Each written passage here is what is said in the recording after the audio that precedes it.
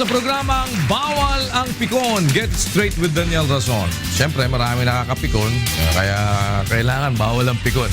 Alam nyo, makabagong bayani, ganito din po ang turing sa ating mga overseas Filipino workers. At ika nga ho, ang gusto nila pumunta sa ibayong dagat dahil maraming mga hinaharap na problema dito sa atin. Una, walang trabaho. Pangalawa, maliit ang sweldo. Pangatlo, alam nyo naman ho, kailangan kahit papaano, medyo mapaganda yung kinabukasan ng kanilang pamilya. Pero marami pa rin ho, biktima ng mga illegal recruiters. Binenta yung bahay, binenta yung kalabaw, binenta na lahat. Pagkatapos, yun naman pala ay mga peking recruiters naman pala ang kanilang nabagsakan. O kaya pagdating doon sa overseas, inaabuso ng mga amo nila. Ngayon, meron pang mga kaso tayo ng bibitayin doon sa Saudi. Minsan sa Middle East, naku, medyo mahirap po ang buhay dyan. Pero mo, nabangga ka na, kaparada ka, binangga ka, sabihin sa'yo, pumunta ka kasi dito, kaya ka nabangga. Medyo mabigat to. Pagka kailangan i-repatriate, nukno ka ng tagal. Kailangan hintayin yung aksyon ng agency. Ayaw nang manggastusan basta-basta ng OWA kasi dapat ang unang umaksyon ng agency. So, madami ho yung mga issues na yan. Ba't ba nangyayari ang mga yan? Yun ho bang ating mga batas ay kumpleto o kailangang mag-legislate tayo ng mga panibagong batas para ika nga ay mas mapatatag natin yung kapakanan ng ating mga kababayang mga OFW? Kasama ho natin ngayon ang kinatawa ng ACT Overseas Filipino Workers Coalition of Organizations Party List. May ginagawa ba silang solusyon para ho sa problema ng sektor na umaasa sa kanila? Let's welcome to the program Congressman Aniceto John Bertiz III.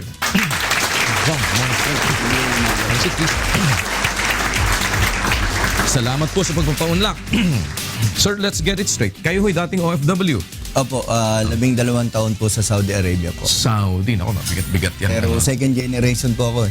Yung tatay ko po ang nauna. Nauna na yung father mo. Kumusta naman yung naging kalagayan ng father mo doon? Okay naman po, nakapag-retire siya 3 years ago po. Nice. Pero mas nauna ako nag-reintegrate sa kanila rito sa Pilipinas. Kasi after 12 years in almost 2000, ay bumalik na po ako rito. But what brought you there? Sa kahirapan po ng buhay kasi yung tatay ko lang po ang nagpapakain sa amin. During that time, yung nanay ko nagtitinda sa palengke sa retail market. Inatake siya sa puso. Tapos na bedridden siya. Hindi kaya kaming pag-aralin. So kahit hindi pa po ako tapos ng pag-aaral nun ng college, ay nag-join po ako sa tatay ko. I was 18 during that time nung naatake siya, ako yung pumalit na nagtitinda sa palengke habang nag-aaral. So nag-apply ako doon sa agency ng tatay ko na hindi niya alam. Tapos pagdating ko doon, umiyak nga siya. Nakita niya nandun na ako. Kasi sabi kong ganun, kailangan kong itigil mo na yung pag-aaral ko para makapagtustos sa ibang kapatid kong nag-aaral. And then, 12 years ka na nandun. Opo. Tapos kahit ano, pinapatulan ko nun, pero clerk ang in-applyan ko. Tapos pagka may chance na may sideline na maglinis ng opisina, binibigyan kaming extra. Tapos natuto rin akong magluto ng yung mga barbecue, lugaw. Pero walang baboy doon eh. Beef BQ ang tawag namin. So, imbis na nagbabasketball ako pag weekend, ginagawa ko po ay nagtitinda ako sa basketball court ng palamig, ganun. Tapos para pandagdag. And then nag-self-study ako hanggang sa matuto ko ng AutoCAD, mag-design. Yun na rin po yung naging sideline ko na nakatulong makapagtapos ng 3 ko pong kapatid. So, hindi ka na nagtuloy ng pag-aaral after that? Tinapos ko na rin. Actually, 3 months na lang po, graduate na naman po ako noon eh. Saksan pa na lang po sa stage. So, alright. So, okay. So, kumbaga parang na-survive mo pa rin. Opo, sir. Anong course mo? Marketing po, international marketing. Anong pinasok mo naman sa Saudi? Clerk. Yung parang messenger, office boy, ganun. Tapos nagtiyaga hanggang sa naging secretary, tapos from secretary hanggang sa naging manager po throughout the year. So, nabago naman ang takbo ng buhay ninyo nung pagkaka-abroad nyo magtatay? Opo, kasi meron kaming plano eh. Sabi ko sa tatay ko, ikaw dun sa tatlong kong kapatid, ako kay nanay, ako yung sa gamot niya, sa bahay, sa mga kuryente, ganun. So tapos nag-ipon naman kami. Tapos yung extrang pan-sideline namin, iniipon ko rin po yun. And then sabi ko kasi mahirap talaga yung nangangamuhan lalo na sa ibang bansa. Yes. Kasi kahit na manager ka na, minsan utos-utusan ka pa rin ng mas mababa sa ng mga Arabo, ganun. Pero anong bumalik ka dito sa Pilipinas, ano nang ginawa mo? Since very involved po ako sa human resource saka recruitment, nag-consultant po ako sa ibang company. Tapos yung boss ko, nagpaalam ako na maayos sa kanya na I will try na mag-business sa Pilipinas. Sabi niya sa akin okay, I will leave your office empty. We're not going to hire any replacement dun sa pwesto mo. Kasi I know you will not succeed, sabi niya ganun. You will still come back. So it became a challenge for me. Okay. Kahit tira po ako sa Pilipinas nung nag-start ako. Kasi yun nga po ang problema ng mga OFW yung reintegrations. Yes, Wala kang programang makuha sa gobyerno kung paano sila mag-reintegrate. So paano ginawa mo sa'yo, sa sarili mong experience dun sa reintegration na yun? Nung may konti akong puhunan, nagtayo ako ng parlor kasi during that time, booming naman ang Japan market nun sa entertainment. Okay. So natuto ako maggupit, kulay ng buhok, yun. Alright. Tapos hindi talaga yung linya ko, namasukan ako as a marketing consultant ng isang company sa HR. And then, since ang naging kong experience sa Saudi Arabia is yung international recruitment, nakakuha po ako ng konting puhunan, tinayo kong recruitment agency. So ngayon may recruitment agency ka after a while. Wala na po. Bago ka nag-representative. Ito po. Tapos iba naman po yung setup namin kasi since na OFW advocates ako, we make sure that our agency, we don't collect any fees from the workers. So medyo mahirap kasi very few agency ang gumagawa niya. Napapayag. Na hindi sumisingil lang kahit 5 sa mga workers. Yung mga placement fees. Opo. Ganyan, Placement fee, tickets, even their travel from provinces to here, medical. Pinapasagot namin sa employer.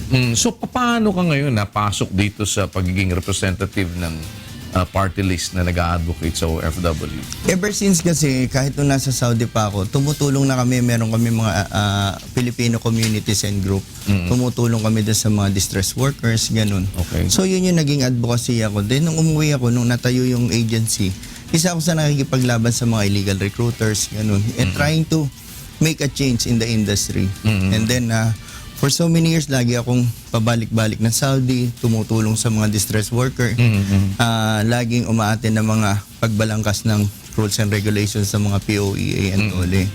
And then, naging part ako ng coalitions ng OFW Advocates Coalitions, which is consisting of 80 migrant workers worldwide.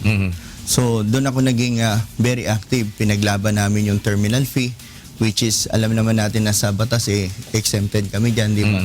Hanggang sa nakarating sa korte yan, sa Senado, sa Kongreso, pero hanggang ngayon, nagpalit na ng presidente, hindi pa rin natutugunan, di ba? Tapos, andyan din yung pagsulong namin ng financial literacy. So, naging maayos naman yung negosyo ko. Ang ginagawa ko, lumilibot ako sa iba't ibang parte ng ating Pilipinas. Nagtuturo ako sa mga pamilya ng OFW. I try to organize them na yung pera ng OFW, hindi forever yan Yes. It is, pasok lang siya sa limited numbers of months and years sa kontrata. Paano kung biglang magkaroon ng tinatawag na economic slowdown, di ba? Tulad nung nangyari sa Saudi Arabia. Mahigit 15,000. Yeah, mahigit 15,000 workers yung nawalan ng trabaho, which is 3 years ago, sinusulong din natin, linalaban natin doon sa dating administrasyon na tulungan sila makauwi. By God's grace and blessing na rin. Nung naupo po tayo, yun yung una nating sinulusunan. July, as early as June, hindi pa nagsisimula ang Congress nung bumahay kami ni Secretary Bello sa Saudi Arabia. And then bumalik kami ng August. Napauwi natin yung mahigit sa kalahati ng 15,000. Kumusta natitira ngayon? Ilan pa? Marami pa kasi iba hindi na umuwi. Yun din ang isang nakakalungkot Kasi nung nandun kami ng June, nangako kami na tutulungan kayong pag-uwi. Ngayon, bago na, di ba?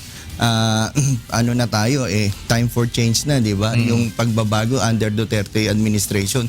So yung mga kasama kong OFW, naniwala sila na makakamtan nila yung ilang taon nilang hinahangad, yung end of service, yung mga unpaid salaries nila, di ba?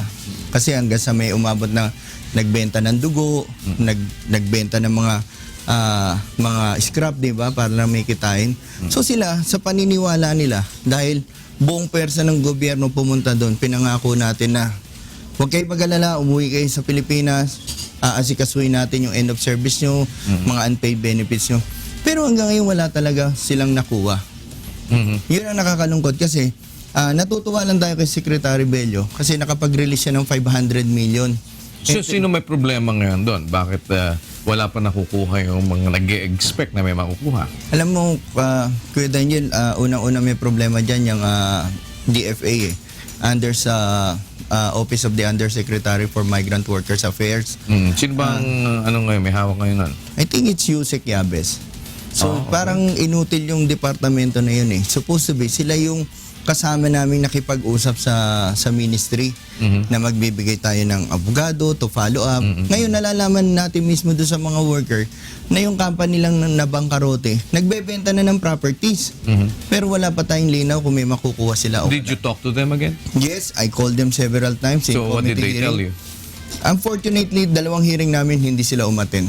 Goli was there, everybody was there. DFA wala. DFA no show. And then I raised that to another committee meeting dun sa passport delays. The next hearing, dun nagpadala naman sila ng representative. Did you write the DFA secretary Yes, we already?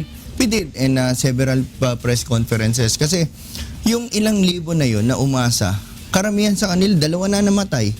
Tapos, sabi nga nila sa akin pag pumupunta sila sa opisina, buti pa nung hindi talaga kami umuuwi, kahit magbenta kami ng dugo, kahit magbenta kami, mamulot kami ng plastic o lata, meron kami na ipapadala sa Pilipinas eh.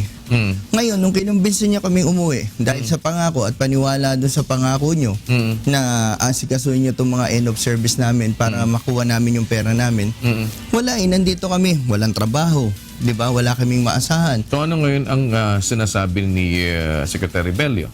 Actually, Kuya Daniel, is no longer the issue of DOLE. Nasa ATN na to, Assistance to National na to eh. Kasi nga, they are no longer So ang dapat under umaksyon contract. pa rin dito ay Ang DFA. DFA talaga. So are you now saying na hindi ginagawa ng DFA ang trabaho nila? Before you answer that, we'll pause for a break. Babalik po kami.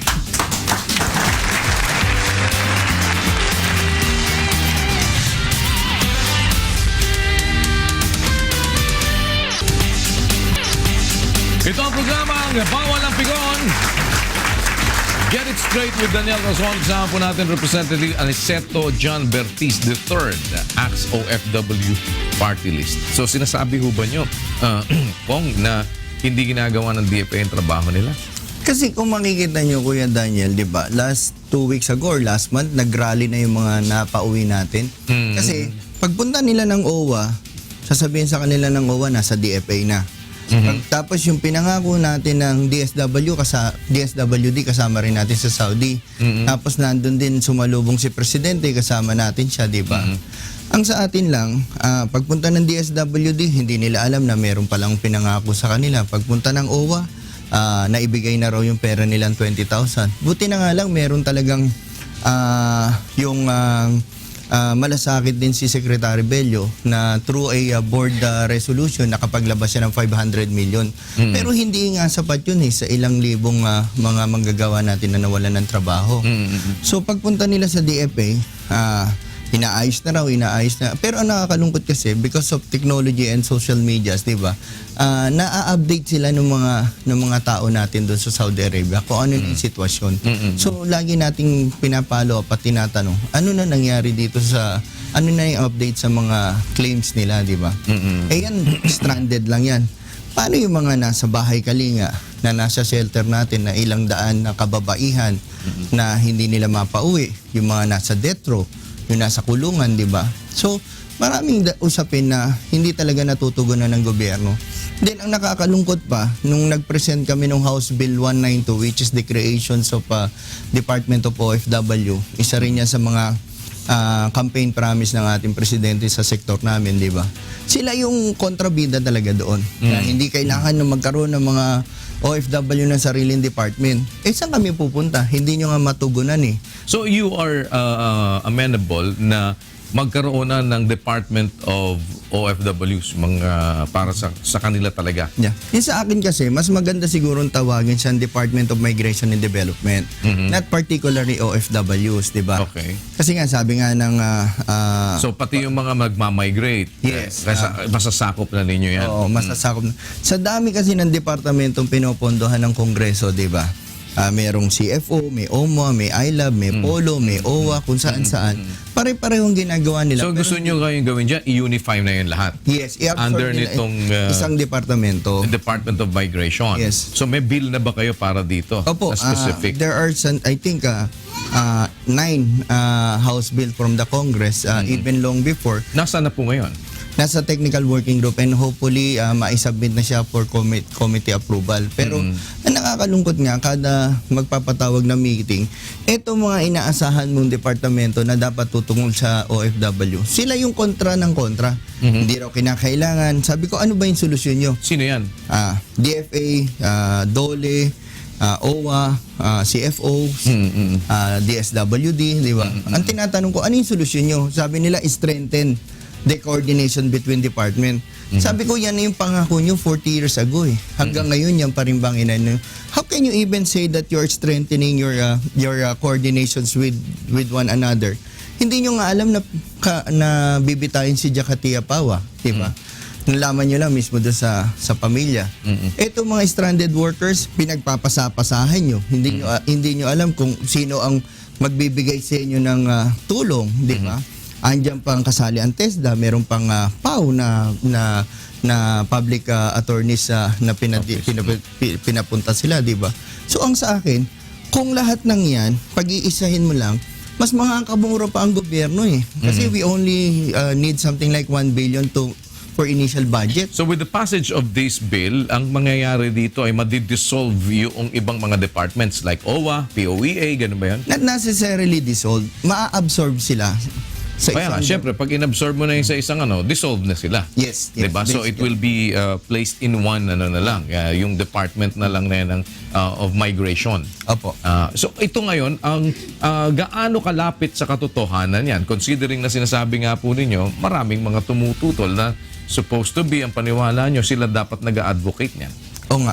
Biruin nyo, kung talagang totoo pa rin ng ating presidente, which is 97% lahat ng OFW, sinuportahan siya 10 ng aming mga pamilya, di ba? Kung etong sinisigaw niya from day one, nabibigyan ko kayo ng sariling department, totoo pa rin niya, magkakatotoo to because of political will ng ating presidente, di ba? Kada pupunta siya sa ibang bansa at nakakausap niya ang Filipino community and OFWs, and some of those visit, nando naman tayo. Nangangako rin siya, bibigyan ko kayo ng sarili niyong departamento, di ba? Pero yung mismong mga department heads, kasi Kuya Daniel, turf war to, di ba? Yes.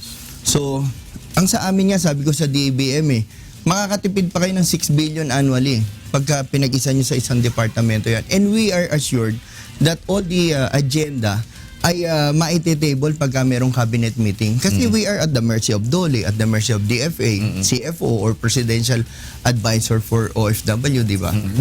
Dito ba papasok na din yung kung sakasakali, parang maisabatas na dapat magkaroon talaga ng sariling bangko ang OFW? Yes, isa rin po ito sa sinusulong natin na magkaroon ng sariling bangko. Kasi nga, yung mga stranded, sabi ng OWA, may makukuha silang tulong pinansyal or loan. So, mismo yung mga kausap namin na umatin dun sa seminar, at the end of the seminar, hahanapan ng collateral, di ba?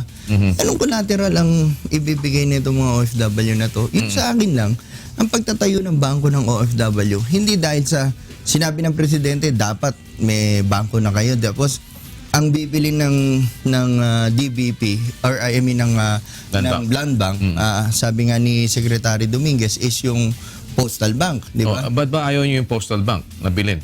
Unang-una, ano lang yan problemado yung bangko, di ba? Meron siyang special audit, I don't know kung matatawag mo siyang functioning bank talaga or masiservisyohan yung mga OFW. If you are servicing the products for OFW, andyan ang remittances, at least access to loans, di ba? Probably we can use it also for a reintegration sa program. Pero ang problema kasi, if Land Bank will going to purchase the Postal Bank and convert it as OFW Bank, 30% lang ang ownership ng OFW Bank, 70% sa Land Bank daw.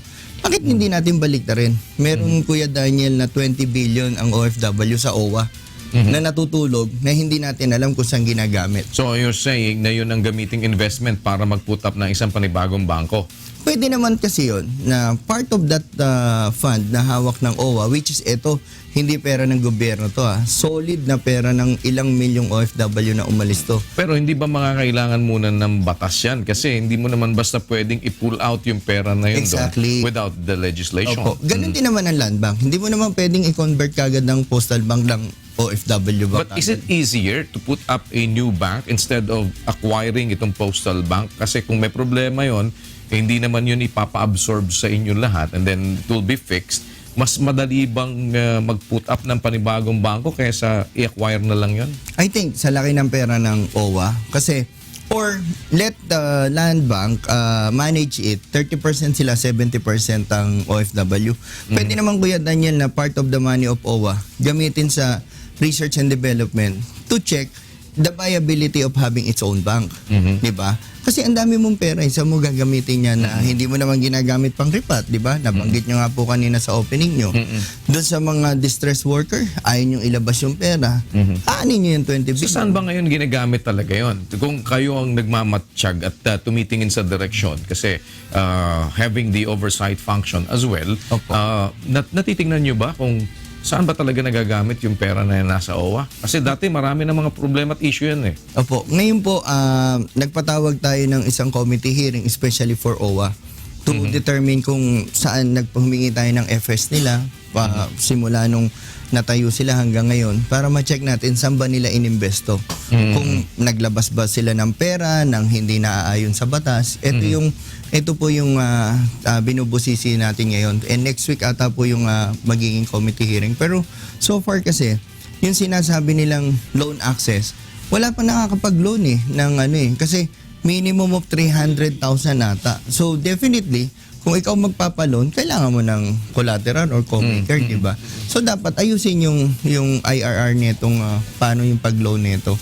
At sa akin lang, dun sa bangko, halimbawa mag-allocate ka ng 2 million, invite some expert, banking expert, financial analyst na kung viable ba or kakayanin ba ng OWA magkaroon ng sariling bangko.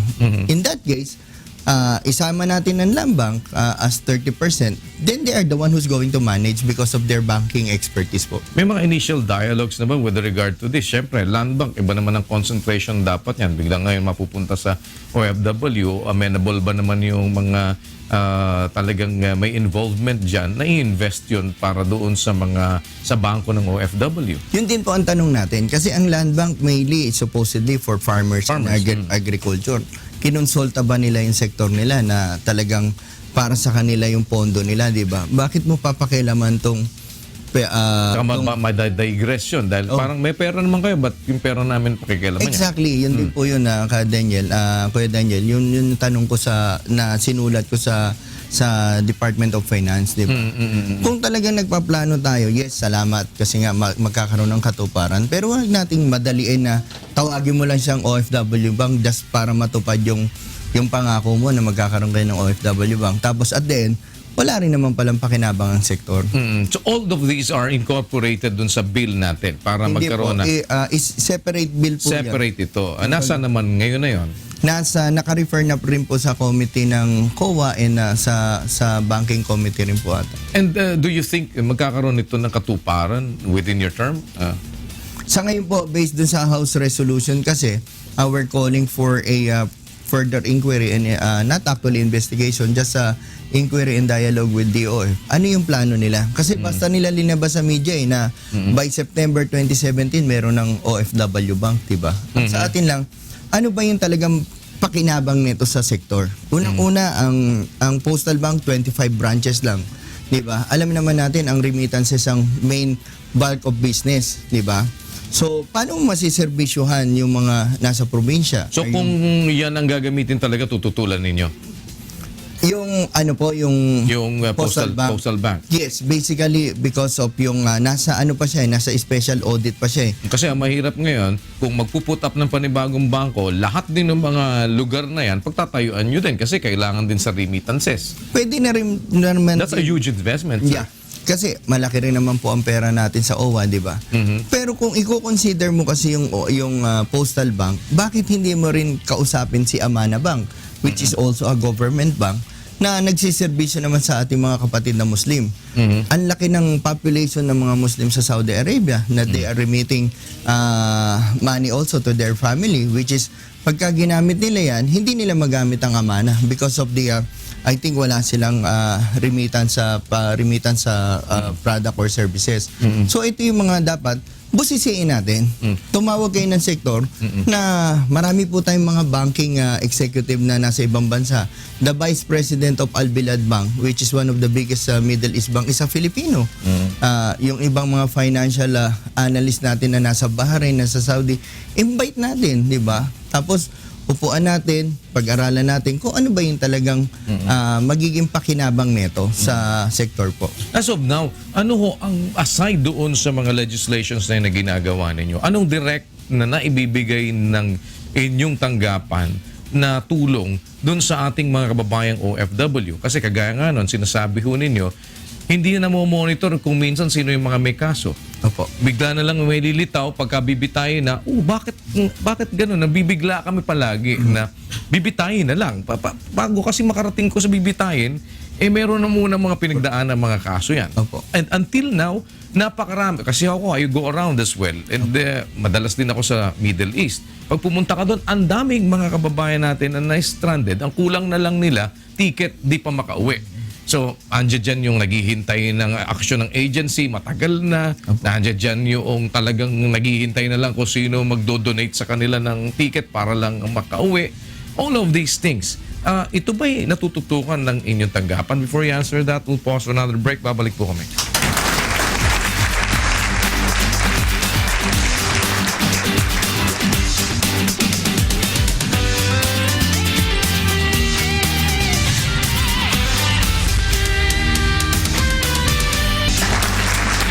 Ito ang programang Bawal ang Pikon. Get it straight with Daniel Roson. Kasama natin Representative Aniceto John Bertis III, ACT OFW Party List.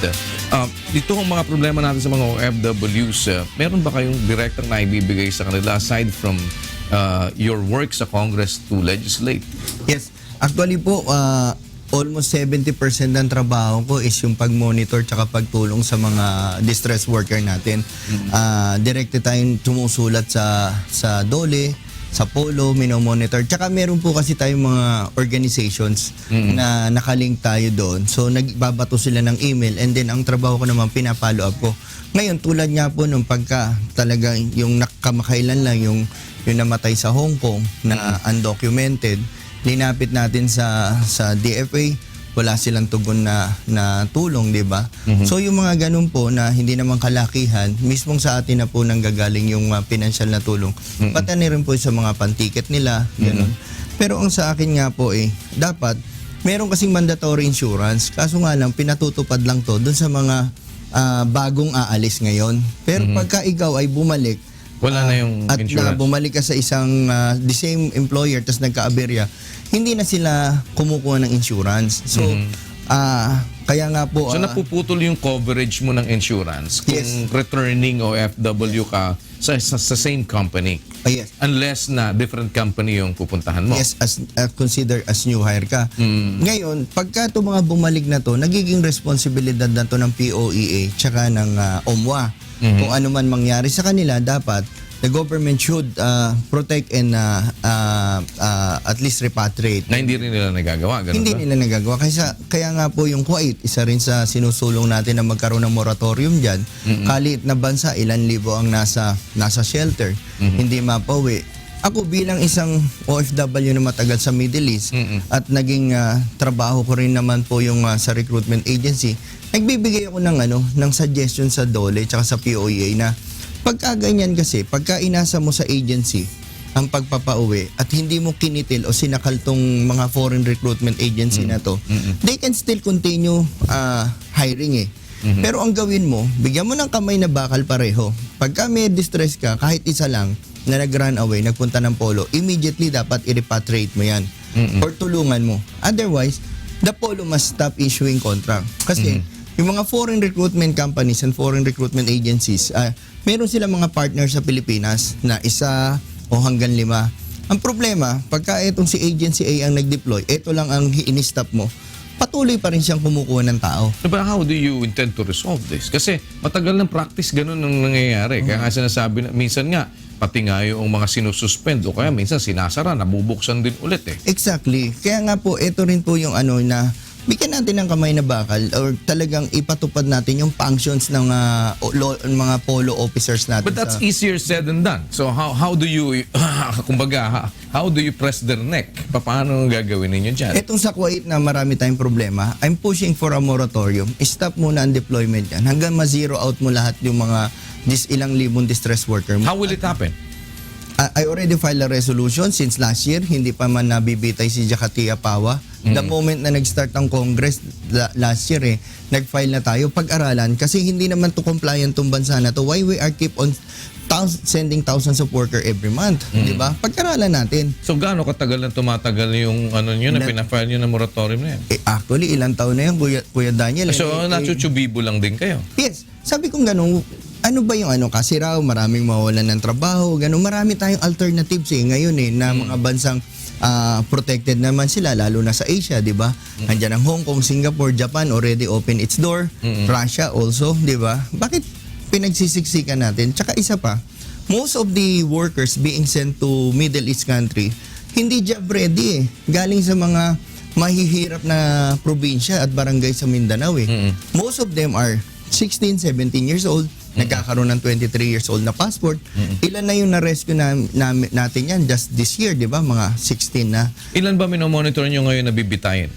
71 po sa ngayon. Ang nakahanay sa bibitayan. Saan saang mga countries po yan? Iba-iba po yan. Asia, Middle East. Tapos, meron po tayong isa sa Kuwait na Pilipino yung kapwa niya napatay, which is hopefully, God willing, mapakausapan natin yung pamilya na to settle with blood money, di ba? Tapos So sino ang closest sa death row? yung pong nasa Kuwait, tsaka po yung nasa Dubai, wala pa naman pong update. Pero meron din tayong last year na nakapilang 3 sa Saudi Arabia. Yung pera nga pong nakalap natin na mga donasyon para kay Joselito, yung napugutan na last 2015 or 2016. Yeah. Yung napugutan po siya, Na hindi umabot yung ano, di ba? yung pera hindi po kasya. Pero meron pong perang hawak ang embassy ng Philippine Embassy sa Saudi Arabia at hindi natin alam kung saan nila gustong gamitin 'yon. Kaya so raw donation daw 'yon, they still have to ask permission do sa nag-donate. Pero most of the people na nag-donate doon ay ayaw nilang pabanggit pangalan nila, anonymous sila. So bahala na kayo kung anong gusto niyong gawin diyan. Pero if we can use that for this 3 Filipinos na nasa death row ngayon sa Saudi Arabia, most likely matutulungan natin po sila. So, paano nyo pwedeng gawin yon? Yes, nung last na Senate hearing, sinabi nga po ni Ma'am Cynthia Villar, anong gagawin niyo sa pera? Babalikan daw nila yung mga nag-donate. Pero hanggang ngayon, wala pa rin silang binigay na update about dun sa perang hawak. So, ibig sabihin, sosoli nila ulit sa mga nag-donate? Sabi nila, isosoli nila, di ba? Pero we really need to get a proof na sinoli nila. Baka mamaya yan, ay naisoli na namin yan. Tapos hindi mo naman pala alam kung sino naghulog, di ba? Yung pala naisoli sa bulsa nila. But do you agree na kailangan dumating ang panahon na wala na tayong OFW?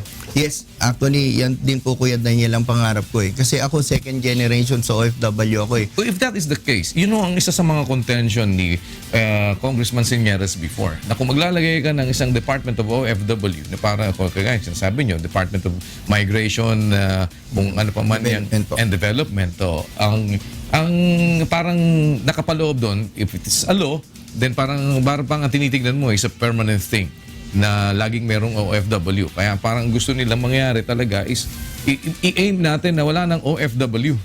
Pero alam niyo po kasi, ang pagiging OFW or yung migration program kasi, it's a choice whether nasa batas yan o hindi. Kung wala kang pagkain na trabaho sa bansa Correct. mo, para kang ibon Pagka nagtagtuyot na rito, maghahanap ka Mamamigrate ka na. magmamigrate ka na. dapat ang gawin ng gobyerno, pag nag-migrate ang tao mo, suportahan mo, protektahan mo siya, make sure that the welfare is there, well protected. At the same time, may ginagawa ka rin sa bansa mo. Yeah, but why then are you dreaming of a country na kagaya ng sa atin na wala ng OFW? Okay. Kasi if that is the concept, paano mangyayari ho na mawawalan tayo ng OFW? Kayo nga sinabi nyo, it's a choice. Tingnan So nyo whether you're earning here, still you look for a greener pasture sometimes. Yeah. Tingnan nyo po yung nangyari sa Singapore, Korea, and other Asian country na very developed ngayon. During our time in the 80s, nung OFW kami, mas mababa ang trabaho nila sa amin eh. Mga mason yan, tapos kokonti ang engineers nila. Their government supported the migrations to gain knowledge, di ba?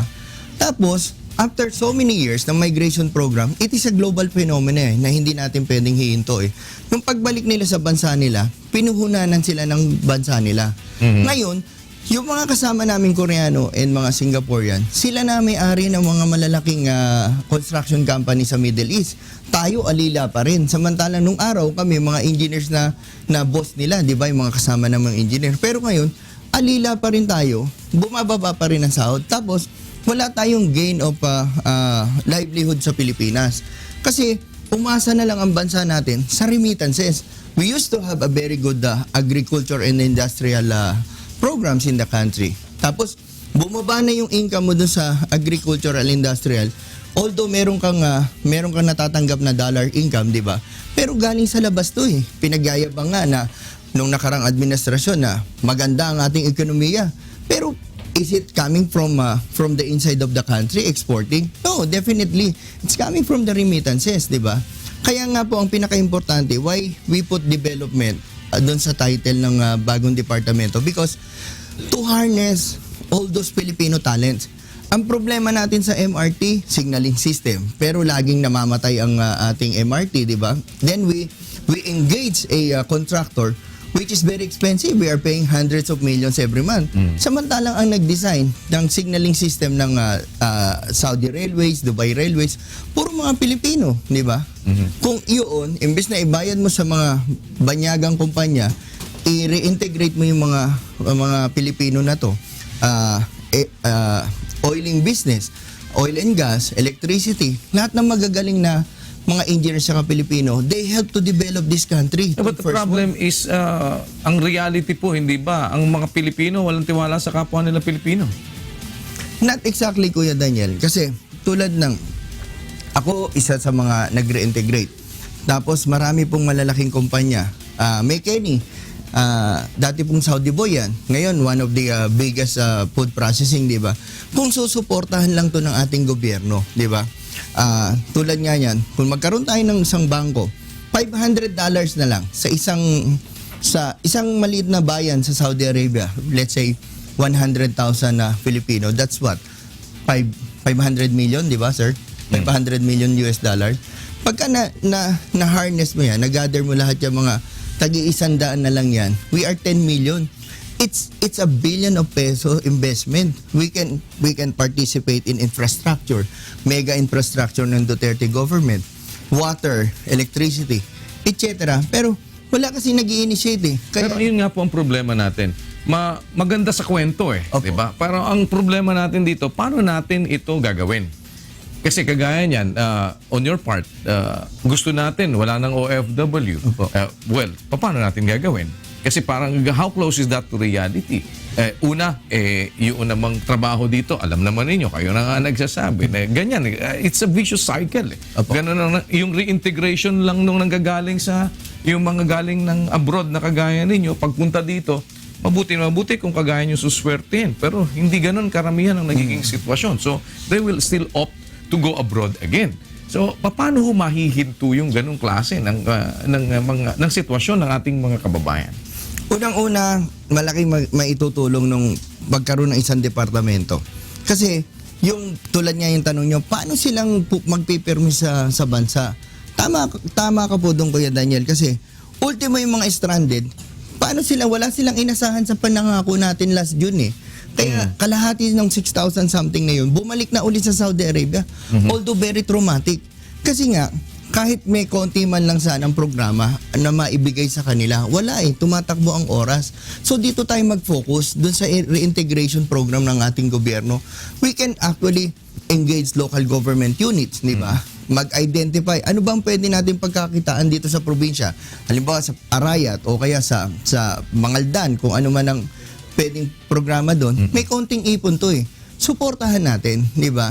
Hindi yung hindi natin talaga sila binibigyan ng importansya. We are infusing something like 37 to 40 billion US dollar annually, di ba? Malaking tulong to na ma-reintegrate natin sila. Isa pa po, we have to identify them. Ang problema ng ating gobyerno, hindi nila alam kung ilan ang bilang ng nasa labas or ilan ang bilang ng bumalik. Ang alam lang nila, kasi nga, basically, pagka lumabas yan, may bilang ang immigration, ang DFA. Pero, na-determine ba ng gobyerno yung bumalik? Ilan ang bumalik na nurse? Ilan ang bumalik na doktor? Ilan ang bumalik na engineer na merong puhunan? Bakit sila nalulur or minsan hindi naman sinasabing naloloko? Bakit yung mga karamihan ng OFW napupunta sa mga networking, di ba? Mga pyramid scam, di ba? Just because wala tayong enough informations para sa kanilang mga OFW. Kaya nga ito rin po yung aking pinagpupursigihan at sinusulong. Nakipag-partner po tayo sa negosyo ni Secretary Concepcion at kung saan pang mga local government unit nang ma-involve itong mga pamilya. Parang kagaya ngayon, ano ho ang inyong pananaw dito sa bagong posisyon ng US administration? Dahil it seems na panibagong dagdag problema sa atin to. Marami na ho mga kababayan natin. We have to face the fact na maraming TNT sa Amerika. Opo. And 300,000 po. sooner than later, magpapauwian na yung mga yan. So, ano natin dito? Ano ang pinaplano ninyo dito sa problemang ganito? Alam niyo po, nung last committee hearing last Wednesday, yan ang tanong ko Sabi kong ganun, set aside muna natin tong usapin para sa bagong departamento. Ito yung problem at hand. Yeah, problem at hand na kinakaharap natin, di ba? Ano yung gagawin niyo sa 300,000 na i-deport ng US? O gawin na lang natin mas maliit, yung 7,000 na i-deport ng Sabah, Malaysia, na mga Pilipino rin, na mga most of them undocumented, walang pasaporte, pero sabi ng Malaysia, hindi sila Malaysia, mga Pilipino sila. Walang programa ang NCMF, ARMM, wala rin ako narinig na programa sa DFA. Para bang ganun din nangyari, Kuya Daniel 3 years ago Sinasabi namin bumabaksak na ang presyo ng langis sa Saudi Arabia, maraming magsasarang kumpanya. Kaya hindi naman daw magsasara. Walang Then we preparation. end up with 15,000 stranded workers.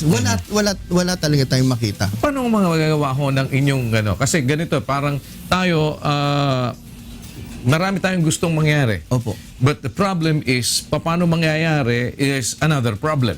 Yes. At kagaya ngayon, nandiyan kayo ngayon sa House of Representatives, you're representing the OFW. But apparently, parang ang mangyayari din sa inyo ay kasama lang din kayong iiyak ng mga nasa abroad. Kasama lang din kayong magrereklamo, kasama lang din kayo na aasa, kasama lang din kayo natutunganga later on. Exactly. So, wala din kayo silbi dyan sa, wala din kayo silbi dyan sa Kongreso. Tama po. Kaya nga po ang unang-una, pagka magpa-schedule ka ng inquiry, investigation, hindi ka aatinan, di ba? So, kinakailangan pa ba natin talagang lagi na lang tayong magsisigaw sa kalye? Nagawin nyo naman yung trabaho nyo, para nyo ng awa, di ba? Kaya nga, sinasabi ko nga doon sa mga department head, might as well talagang minamabuti na i-streamline yung, ano ba tawag dito, right-sizing move ng gobyerno. Kasi napakaraming departamento na wala kang makuhang serbisyo at ang pera ng bayan at ng mga OFW ang nagpapasahod sa kanila. Balikan ko rin po yung sinabi nyo. Magmumukha tayong kawawa at tanga, di ba? Almost, alam nyo naman po, 1,000 days lang ang aming pagsisilbi. Kada term namin, di ba? Nauubos na yung something like, 350 or something like 7 months, di ba? Na araw. Pero, wala po akong nakikita. Kaya ako, pinagdadasal ko, naglalabi ako sa kapwa ko mga congressman, tulungan mo ako. Ngayon po, ang sinisimula namin on a smaller scale, local government unit. Nag-organize ako ng pamilya ngayon, ng mga maliliit na mga kamag-anak ng mga OFW. Tipirin nyo yung $200 nyo. Tapos we are coordinating with the kooperatiba na mga pwede nilang pagsimulan doon ng negosyo. Then, ngayon naman po nakakakuha tayo ng suporta, lalong-lalo na sa yung hawak ni Secretary Joey Concepcion ng Go Negosyo, tapos ng DTI po. So, nasisimulang bilyar, sipag-bilyar ng mga ibang mga programa nila. On initiative, hindi na nga po gobyerno to, Kuya Daniel. But do you feel that the administration is helping you out with this? At seryoso ba ang administrasyon sa palagay ninyo para lutasin ang problema ng mga OFW? Honestly speaking, nararamdaman ko yung presidente natin may puso't malasakit eh. Yung nasa baba niya ang problema natin eh. Na masyadong mabagal. Hindi naman mabagal, halos wala nang ginagawa eh. Di ba? So hindi na mabagal parang wala kang ginagawa. Exactly, sir. Wala po talaga kami Well, if that nakikita. is the case, hindi ba kagaya sinasabi nga po ninyo, yung especially with regard to legislation, pag sinasabi nyo, if the president really wants it, then we'll be able to get it. Yeah. So, kung hindi nangyayari, ibig sabihin, babalik din ito sa presidente. Yes. Yung ang tumakbo ng mabilis po ngayon yung passport extension, yung validity ng passport. Naipasa na yan sa third reading. Okay. That's one. Tapos, ito pa pala, yung pagbuwag na lang ng kartel o yung sindikato ng mga medical clinic. Kaya nga I filed a personal written complaint against Secretary Obial sa commission on appointment na hindi siya i-appoint. Dahil nga dito sa kartel na pipitong clinic lang ang accredited ng isang sabi ng embassy, but we were able to obtain letter coming from the ministry na hindi naman sila rin-recognize. That's 6 million a day racket, di ba? Mga taga Bisaya, taga Luzon, kailangan pumunta lang dito sa 7 clinic na to para dito lang sila magpa-clinic. Biruin niyo yung hirap. Alam natin na labag sa batag yan. Sinabi ko nga sa DOH, nag-issue pa kayo ng department order, hindi nyo naman pinasara, hindi nyo naman pinatubad. There's also a Supreme Court order, joint department order with the DFA, DOLE, DOJ, tsaka DOH na bawal tong kartel ng mga clinic. Pero nga hanggang ngayon, patuloy pa rin silang nag-ooperate. Did you have the chance to talk to the president already, sir? Very short po nung pagsalubong namin sa mga stranded worker, that was July. But I keep on sending letters to him. Nakakarating naman kaya sa palagay niyo? Sana po, nakakarating naman po sa kasi through his secretary naman po pinapadala natin yung sulat. Unang-una yung sinulatan natin siya tungkol dun sa Department of OFW na tulungan tayo na maging priority niya to at maisabatas. Pangalawa po, hindi tayo tumitigil ng pagtawag at pagsulat na rin sa DOLE tsaka sa DFA na magkaroon ng moratorium sa pagpapadala ng workers sa Kuwait. You think may magagawang malaki ang DOLE para mangyari yan? Yung moratorium na yan sa pagpapadala ng manggagawa sa Kuwait? Malaki po kasi ginawa natin yan during 2013, 2012 sa sa Saudi Arabia, silently. Hindi ba kayo sinusuportahan dito ni Secretary Bello? Nagpapasalamat ako kay Secretary Bello kasi nga biumahe siya from Hague to Kuwait. No, kasi kung susuportahan niya kayo dito, you think that we'll be able to secure the moratorium for sending yung mga OFW sa Kuwait? Nasa kanya po at nabanggit niya naman sa akin na na-drop niya na yung yung letter. Sana ilabas niya. Hindi naman natin totaling pinapatigil, di ba? Alam din natin marami ring umaasa diyan. Yung sa atin bigyan natin ng pansamantalang pagtigil hangga't hindi na zero out yung mga stranded worker at pag-aralan ulit kung karapat dapat bang tumanggap sila ng mga domestic workers. Skid, wala tayong problema, they can protect themselves, di ba? Tapos gano'n na rin po sa Saudi Arabia at iba pang mga bansa na problemado tayo. Tapos isa rin po, pag tingin din natin yung pinapadala natin mga workers, most of them, they can just write their names Hindi sila marunong sumulat Kung ano-ano na lang ang pinipirmahan nila And then it's about time na talagang mag-cleansing tayo both dito sa mga recruitment agency na to Tapos yung mga foreigners na nagiging involved na rin sa negosyo na to na pumupunta sa Mindanao. Ito po yung mga hakbangin na we already submitted our letters and position paper, both DOLE and DFA. Ang sa DFA naman po, hanggang ngayon, wala pa rin tayong report dun sa ano nangyari dun sa hinahabol natin mga end of service tsaka ng mga stranded workers. So if there's something you want to tell the Department of Foreign Affairs Secretary, what would that be, sir? First of all, umatin muna sila ng committee hearing because for that twice na hindi sila umatin doon and sila yung very vital doon. Second, they have to really act kung ano yung mandato nila. Or otherwise, immediately i-dissolve na yung OMWA na yan kung wala rin naman SIDBE, di ba? Yung Office of the Undersecretary for Migrant Workers Affairs. Kasi wala tayong nakikitang trabaho o ginagawa niyang departamento na yan eh. They don't even attend meetings. They don't even reply to our concerns. They didn't even attended to those dun sa mga workers na nagrarally. Bigyan man lang ng update kung ano na yung nangyari sa kaso nila. That's something like 15,000, Kuya Daniel. It is not a small number of workers. Paano yung ilang libong mga nasa bahay kalinga mo? And most of them, wala na silang kontrata. And dapat, hindi na rin sila sakop ng Department of Labor. Kasi once na naging undocumented sila, sinasalo na sila ng ATN or Assistance to National natin. Tapos ilan ang inventaryo nila nasa DETRO, ano ba yung ginagawa nila? Last budget hearing, we questions kung saan nila ginamit yung ATN fund nila na 100 million and we found out that they have paid something like hundreds of millions din all throughout the year sa isang private law firm na hindi naman natin nakita kung ano talaga yung functions niya o yung talagang para saan yung binayad sa kanya. Is it for labor cases? The Filipinos on death rows, di ba? So, ito po yung mga hinaing natin din sa ating gobyerno. Kung meron kayong urgent na gustong sabihin sa presidenteng dapat na ma-actionan agad, ano po yun? Unang-una yung pangako sa amin na departamento para sa OFW. Kasi magkaroon sila ng unified opposition sa papers. Andyan ang DFA, DOLE. Pero lahat, meron silang unified oppositions. Wala silang recommendation kung anong gagawin nila. And even signatory, sinabit nila sa Congress, wala mga pirma ng department head. So, paano nating accept yan? Pangalawa, tanggalin si Obial.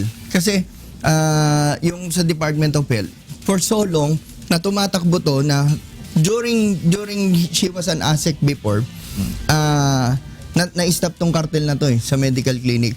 Bakit nung naging secretary siya nabuhay? Mas mahal pa ngayon, 10,000 something na binabayaran. So ang laki nung ginagatas nila sa ating mga OFW. Pangatlo po, bigyan kaming pagkakataon na umupo sa Department of Finance at pag-aralan natin yung ipapataw nilang 12% tax sa remittances. Napakalaki po nito. At yung pagtatayo po ng OFW na i-involve ang aming sektor sa pag-create po nito. Not just na itatayo namin to, kayo makikinabang. We have to be part of the discussion. So naniniwala kayo, lalo na dyan sa Department of Health ngayon, sinasabi ninyo, marami pa rin gumagawa ng pera? Ay, marami po, sir. Just imagine, 6 million a day. It's not a small amount of money. Di ba? So marami pa rin kurakot doon? Napakarami. Hindi marami, napakarami. Napakarami. Pang ilang term yun na ho sa Congress? First term po, pero I've been a spokesperson po ng sector for almost 3 years. So naniniwala ho ba kayo sa Congress din marami din gumagawa ng pera? Hindi naman po natin maalis yun. Maniniwala. Kaya nga po, Hindi naman kayo kasali doon? by God's grace po, meron. Ina po yung biyayang binibigay sa atin ng Panginoon Diyos. Tsaka isa pa po, isa rin po ako na nag-oppose na or kung isusulong man ang death penalty, dapat andyan ang plunder. Hindi dapat alisin yan. Kasi mas grabe pa sa murder yan, sir. Ito ay perang binayad ng bayan para sa serbisyong makakamtan nila, roads, electricity, housings, healthcares, di ba? Tapos kung ibubulsa lang ng mga politicians, di ba? Hindi ninakawan mo sila nung para sa kanila. So, Lalong-lalo na sa sektor po. wala pa ho kayo nakikilala dyan sa Kongreso sa ilang panahon na nagbubulsa? Sa ngayon po, sa 7 taong wala naman po ako nakikitang ano. Except po doon siguro Wala kayo mga previous nakikita? year. Ano, bulag ba kayo? Hindi naman po. O nagbubulag-bulagan lang kayo? Lalong hindi po. Isa po ako sa... So, ba't wala kayo nakikita?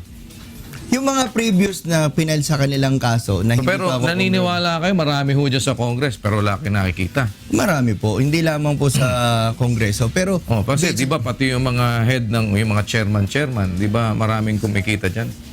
Yung mga chairman ng mga committee, mga chairman ng komita, di ba marami yung Chairman lang umita. di ba Pero- di ba totoo 'yan? Ang masasabi ko lang po bilang isang kongresista ngayon at hindi ko naman pinagtatanggol ang aking institusyon or kung saan ako nahahanay ngayon, di ba?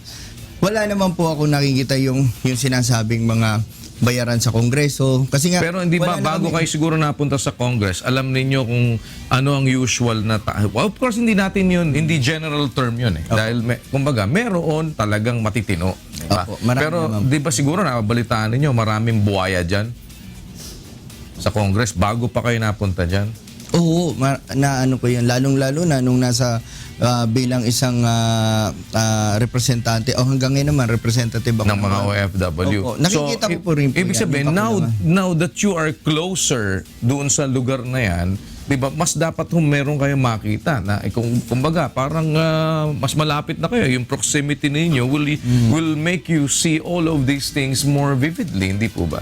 Opo. Sa ngayon naman po, ang sa amin lang po kasi we don't, actually the congressman don't have access to any funds, di ba? They allocate din po. Tapos, yung mga kapwa ko po, pero does that mean na kung wala kayong access sa mga fund na yun, wala na hong paraan para kumita ng illegal ng mga congressman? Yun lang minsan mga committee na ipitin ka para lang gusto mo, bigyan mo ako. Di ba may ganun? Di ba totoo yun? Wala po akong nabalitan. Pero ako po, bilang isang May na kayo sa balita?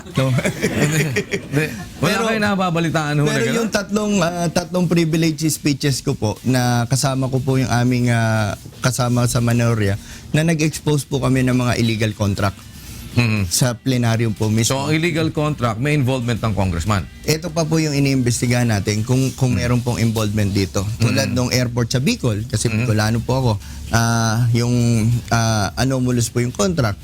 Yung sa DFA, ng engagement ng DFA sa Apo to UJEC, di ba? Tayo rin po nag-initiate ng investigation. So, ano na ho ang nangyayari? Yung sa DOH na yan, yung mga... Ano na ho ang nangyayari ngayon dyan? Yung sa DFA po, ongoing, we're going to visit. We ask them yung kung ano yung talagang kontrata ng... kasi we cannot engage as a government to a private company, di ba? Bawal po yan without the proper passing through bidding, di ba? Andyan din po yung anomalous contract ng PCSO sa itong nagpapatakbo ng loto natin. Kasi for 23 years sila pero nasa mandato pala nila na nasa kontrata na every 8 year dapat i-bid mo to. So bakit yun at yun din? So, sa inyo ho ba walang lumalapit na mga contractor? Yung ito, ano to? Fire truck. Ito, ambulansya. Ito, pagka, ganito lang ho gagawin nyo. Ito lang ho approve nyo. Pirmahan lang yun. Meron ho kayong SOP dito. Di ba may mga ganun? Wala pong lumalapit sa akin. Pero alam nyo may mga ganun. Wala naman po akong nababalita na may ganun. Pero yun sa akin po kasi. Siguro madalas makipagkwentuhan kayo sa mga para Sa inyo. marami kayo marami kayo malalaman. Unang-una po kasi, maingat po ako sa mga bawat pinipirmahan ko. I read it personally kasi ayoko pong mabilang doon sa ilang daang nagpipirma na lang basta. Yung pala, Mapapunta sa NGO. oo nga, yung pala, mga ganun, membro na siya ng na police list, di ba? So mahirap po yun, nakakaya naman po sa aking pamilya at lalong-lalo na po sa aking sektor. Kaya nga po, naawa rin sa akin yung asawa ko kasi nga, pagka-delay po yung sahod ng aking staff, siya po yung nagbabayad ng aking... Ako din naawa sa inyo, mahina kayo sa balita eh. but just the same, you will be pursuing all of these advocacies po para sa mga OFW natin. And we just hope na maibsan yung kanilang mga nararamdamang hirap, lalo na ho pagka sila ay naaabuso sa ibang bayan. And another thing is yung mga illegally yung mga illegal na OFW, mga undocumented po natin, paano ninyo tinutulungan ngayon? Ang dami hong mga undocumented, hindi lang sa US. Opo. Meron po kasing dalawang klase ng undocumented. Yung documented silang umalis at na-expire yung kontrata nila, nagsara yung kumpanya nila. Overstay na. Overstay, naging undocumented sila. Ito po yung isang problema na dapat din solusyonan ng both OWA and DFA. Meron naman yung mga biktima ng illegal recruitment na itinatawid sa ibang bansa tapos dinadala kung saan bansa, di ba? Ito po yung napakahirap din. Kaya nga po na nag-pursue rin tayo ng tinatawag na One Lifetime OFW ID. This will going to stop a lot of corruptions eh. Kasi ito pong ID na to na present namin sa DOLE na naka-link na yung mga major government agencies into one ID. So pagka pumunta ka ng NBI at mag-a-apply ka ng passport sa DFA, ID na lang yung papakita. yung ID na yun, kasi nakuha ka na ng biometrics sa NBI, can be used there. So, Sino naman ho contractor ng ID na yan? sa DFA po yun eh. So, DFA? Sorry, sa DOLE po. Sa DOLE? In-house po nila yun. Wala pong contractor yun. Sila magpiprint? Opo, sila po lahat yun. Yung lahat ng... That proposal and system was donated by a system engineer from different countries, OFW. Ano ang kailangan para yun ma-approve? Department order. So, pwede ho yan kay Secretary Bello lang? Opo, pwede na po sa level ni Para Secretary Bello. magkaroon yan? Opo. Kung Ngayon po, sakasakali. ang kailangan lang po ng executive order para yung mga other government agency, i-open nila yung system nila para basahin ng DOLE. Pero, Para i-link po. magkano ho ang gagastusin doon para ma-print yung mga ID na yan? Wala po akong idea. We just Pero did the proposal. kailangan po ng pondo yan, hindi ba? Opo, kailangan po ng... And the funds will come from DOLE mismo? O OWA po? Nasa batas po kasi 25 years ago sa 8042 and Republic Act 122 na yung Shared Government Information System for Migrants. Ang initial budget po niyan is 10 million. Nagugulat lang ako, kahit hindi pa ako congressman noon, tinatanong ko kung na-establish na ba to or nagawa na ba tong system na to. Hanggang ngayon wala. Pero nung binusisi ko yung budget ng DFA, nailabas nila yung pondo para dun sa Shared Government Information System for Migration. Pero walang resulta ng nangyari. trabaho. Kaya nga po hindi nila alam kung ilan districts sa Saudi Arabia. Kasi supposedly these informations will going to link immigration sa DFA, DOLE, etc. indifferent. So may nawawala na naman pera. Opo, yung at saka pa sila, hindi lang 10 million yung initial na kinuha nila, naging 16 million pa yan. Kaya nga po, yun din po yung inquiry ko, saan yun dinala tong pera na to? So wala pa rin ho sagot. Wala pa rin po sagot. Well, we're looking forward na magkaroon po kayo ng sagot sa inyong mga katanungan, pati na ho sa inyong mga hindi nakikita ay makita nyo sa inaharap. Maraming salamat po for the time, sir. Thank you so much. OFW Representative Congressman John Bertis. Dito lang ako po sa programang Bawal ang Pikon. Get it straight with Daniel Rason.